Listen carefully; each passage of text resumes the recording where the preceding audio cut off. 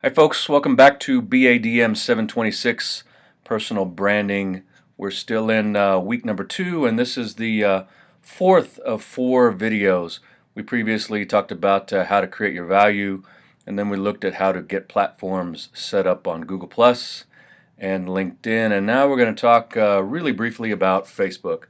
If you're not on Facebook, I apologize for forcing you onto Facebook, but it really is imperative that you jump in here on Facebook and just get a feel for what's going on and what it is capable of doing, what it's not capable of doing, how people are using it correctly, and how a lot of people are misusing it as well. It is a very unique platform. There's no other place in social media where you have a chance to really be professionally personal to the extent you do on Facebook. A lot of leeway for how you can express yourself, and again, since this is an EMBA class in personal branding, I advocate strongly that you be professionally personal on Facebook to add value to your brand. So I'm going to continue to go through the assignment here. And number 1, I say post your brand picture as a profile picture and select a picture for the cover. So this is your profile picture. Make sure that is the same picture that you're using everywhere else on LinkedIn, Google Plus, and next time on Twitter. This is the cover picture, and you can see here the option to change your cover. This is new for Facebook. They switched over to this maybe 18 months ago or so, and just gives you the chance to create a banner type of picture. Try to pick something that is consonant with your brand, or that represents yourself and how you want to be represented. So get this set up here with the visuals. This, by the way, is called your profile page. When you see your name, your profile pic, and your cover, we are at your profile page. One very important thing to remember is that only you, is that you and everyone else sees your profile page. So this is the public-facing page. When people find you on Facebook, this is what they see. So this is really what you need to make sure to get lined up very well, and make sure that it looks really good and that it's complete. So I say create the About section. You can see the About button right here that I'm hovering over. Click on that, and you get an opportunity to add all kinds of things to just kind of personalize yourself. I have filled in the places for my work and education, especially my education. I tell it where I've lived, currently living in Reno, have lived in the past in Tulsa. Over here in the About section, this is another place to say a little bit about yourself. I pretty much say the same thing here that I do on all my other platforms, so there's nothing really different going on here on in Facebook than there is anywhere else. A little bit of basic info. I don't add too much. You can see here in the contact info, I have my phone number, but you see the lock, that means only I can see that. I rarely ever make my telephone number public, although I do make my email address public. I want people to be able to contact me. And then down here I've listed my website. So I'm adding in my main website, bretlsimmons.com, and I've got Google Plus going on and some other platforms as well.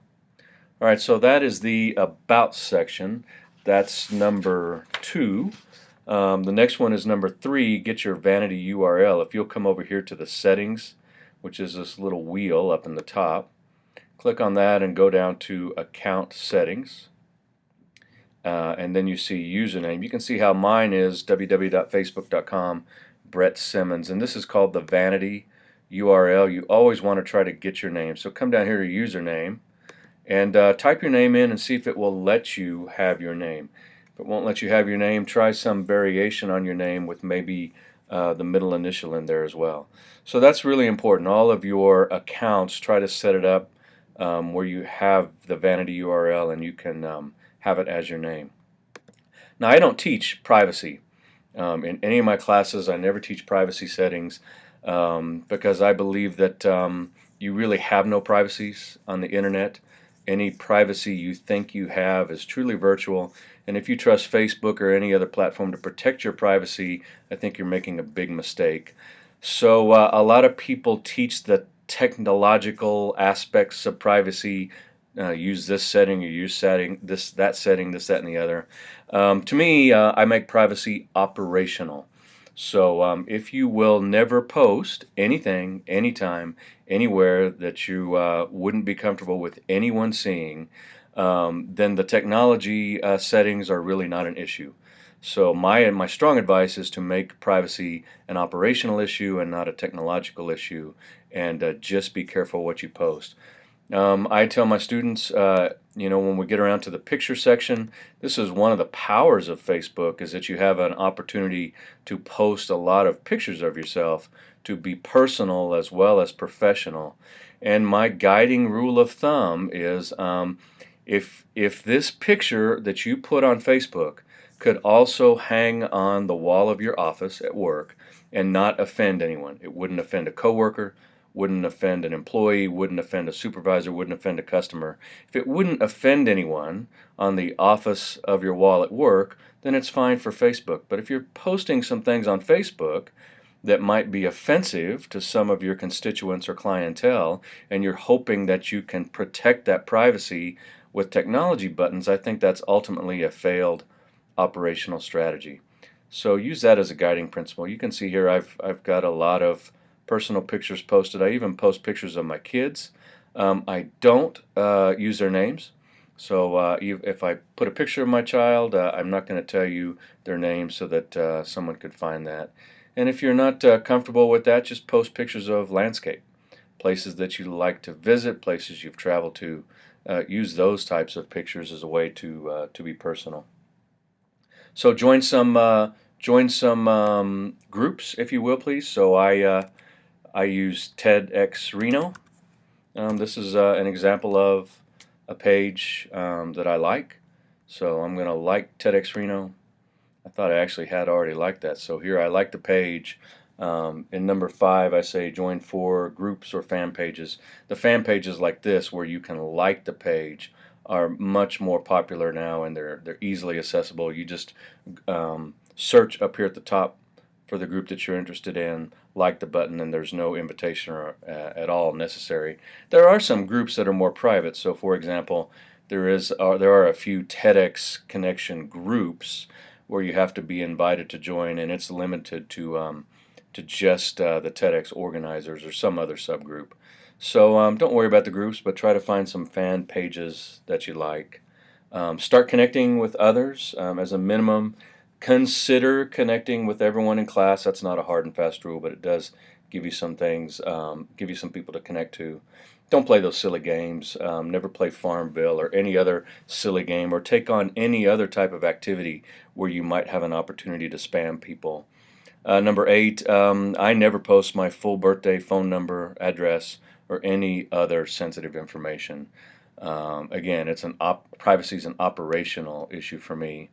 And understand the difference between your profile page and your home page. So this is my profile page. Again, everyone sees this. I'm pretty much an open book. I connect to almost everyone that reaches out to connect to me.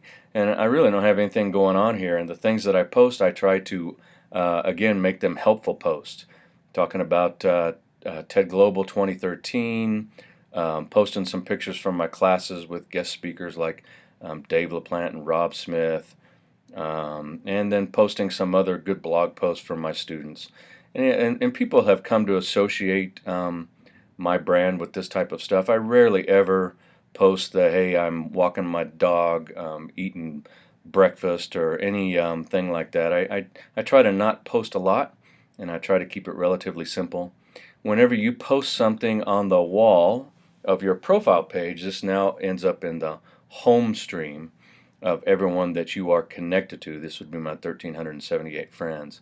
So if I have something to say, I say it right here, and it ends up in their home stream if they're not hiding my feeds. And they have then the option to interact with that content, either by liking it or by leaving another type of comment. As you can see here, I posted this on my home page. It's a blog post from one of my students. He's a great food blogger. And 4 people have come in and said, yeah, I like that, really good stuff. So I rarely, ever go to someone else's profile page and post on that profile page. That's just too much for me. I don't really appreciate people doing that on my profile page. When you post on my profile page, I no longer have an option. You force me to interact with that content. And so as a general rule of thumb, I post on my profile page, it appears in your home stream, you have the option to interact with it or not, and I don't intrude into your space. If I'm only connected with you on Facebook, I've got something to say to you, I'll send you a direct message. I won't post it on the wall of your house. Now the home feed is entirely different. These are the status updates of the 1,300 or however many 1,300 people I'm connected to, however other many people you're connected to. And this is just all the things that they have to say on their homepage or that they've liked from other people's homepages. Now, every once in a while, someone that I'm connected to posts some really stupid stuff and that I don't want to see anymore. But I rarely unfriend them at that point because I don't want to run the risk of offending them. So, let's say, and this is not the case, but if Adrian had posted something on my page that I didn't like, I could come over to her profile and down the friends, I could unclick show in newsfeed, and although I'd still be connected to her as a friend, her feeds, her status updates wouldn't appear in my newsfeed. So that's a good way to filter people out without potentially offending them by unfriending them. When you get up above 1,000, people aren't going to notice, but when they're down in the lower numbers, someone might notice if you no longer are friends with them, and they might be offended with that. And I'm not sure that's what you want to do. I do unfriend people from time to time, and it's when they like or post really obscene things or things that are just really offensive to some people. That's just over the top for me, and I don't have any problem unfriending them at that point. All right, so that's Facebook. It's a very powerful platform. I like to say Facebook is a platform that I love to hate. But there are some things I can do uniquely on Facebook I can't do anywhere else. Like if I'm going to ask you, would you attend TED Global 2013? Facebook is the best place to ask that question. It wouldn't be on Twitter. It wouldn't be on LinkedIn. It's to my unique audience here on Facebook. So I think you need to be present on Facebook so that you can see what's going on, you can understand how they operate, what their strengths and weaknesses are, and then you can factor that in to your own personal branding and how you might also eventually extend that to branding your business. All right, so that is Facebook. If you have any questions, again, send me an email or find me on Facebook or any of the other social platforms. Or, again, one of the best ways to get your question answered is just go to Google and type into Google, how do I do XYZ on Facebook? If you can't find it on Google, I bet you can find it on YouTube. Go to YouTube and enter into the search, how do I do XYZ on Facebook? Someone has created a video about it. All right, I hope you found that helpful. Have a nice day.